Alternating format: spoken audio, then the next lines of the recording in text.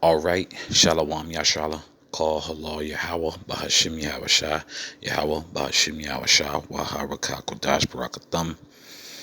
I'd like to give double honors to the apostles and elders of Great Millstone who rule well. Salutations to the select number of Akion pushing his truth and sincerity in four corners of the round earth. And salutations to the select number of Aquath out there listening.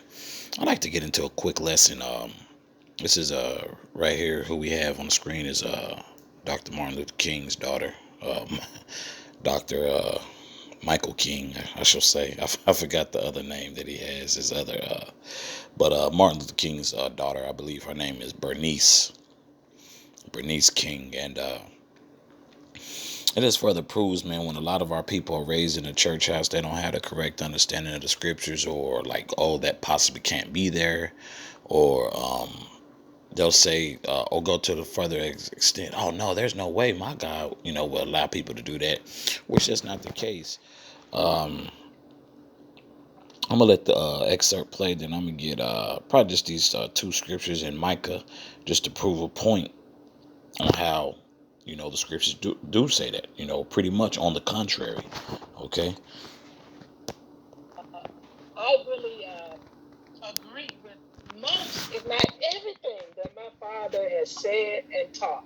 But there's this one thing that he said that I'm on a mission to disprove, and it is this statement.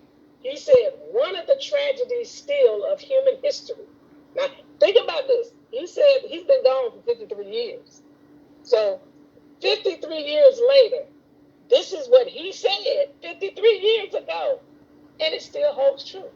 One of the tragedies still of human history is that the children of darkness are often more zealous and determined than the children of light. Darkness, people who are intent on doing unjust things, evil things, or who end up doing those things, because I don't think a lot of people, there's some people do, I don't think a lot of people wake up every day and say, hey, I'm going to be evil today. There are things that have outcomes that are evil because of some things that have happened to people as they've been processed through life. But the fact of the matter is that the people who do wake up with this agenda, it's almost as if they are organized. They work overtime.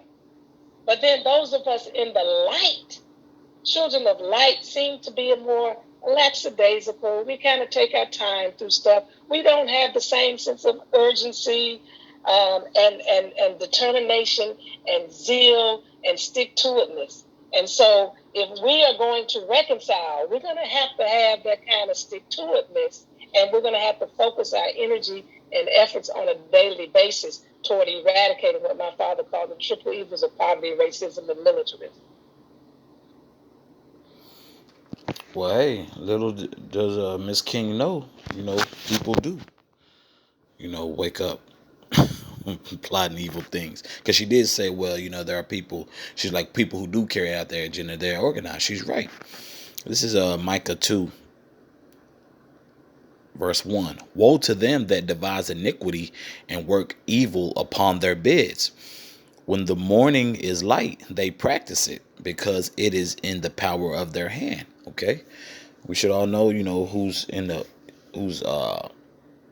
power of their hand. That's talking about Esau, man. Because they devise the iniquity, okay? They calculate it, They're very well calculated, man.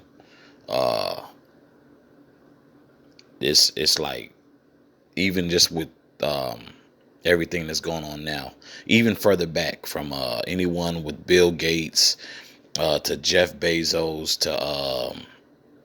to these medical institutions, these think tanks, they devise iniquity, man.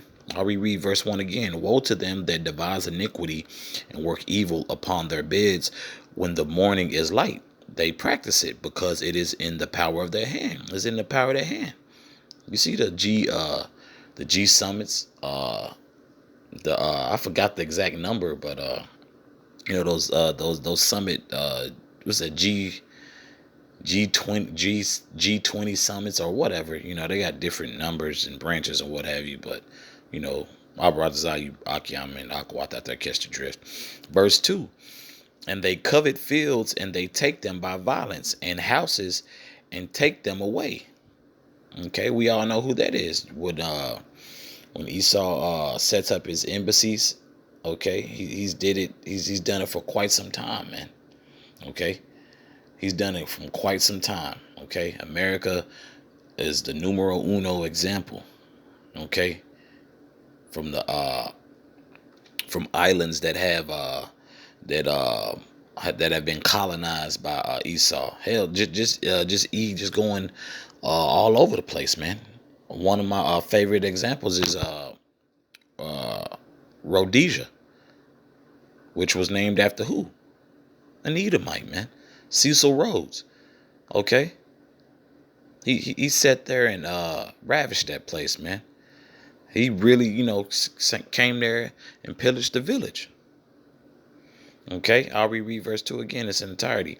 And they covet fields and take them by violence, and houses and take them away. So they oppress a man and his house, even a man and his heritage. Okay, so, you know, unknowingly Miss King may not know this, but hey, that does happen. Okay, you know, or she may not know this was in the scripture, because, you know, these scriptures are overlooked, man. You know, and this just further proves, man, that a lot of times what Jake couldn't possibly fathom how something is like so off course, you better believe it's something in the scriptures to back it up, man. You know, I just wanted to make that quick point. This, you know, pretty much just a quick hit. You know, it's just something I want to touch on. You know, Nabaratazah was edifying for the Akyam and Akwath. Once again, call halal Yahweh Bahashim Yahushua, Yahweh Bahashim Yahushua, Wahara Kakodash Barakathum. Once again, I'd like to give double honors to the apostles and elders of Great Millstone, who rule well. Salutations to the Akyam, who's carrying out this truth through the four corners of the round earth. And salutations to the select number of Akwath out there listening. Shalom.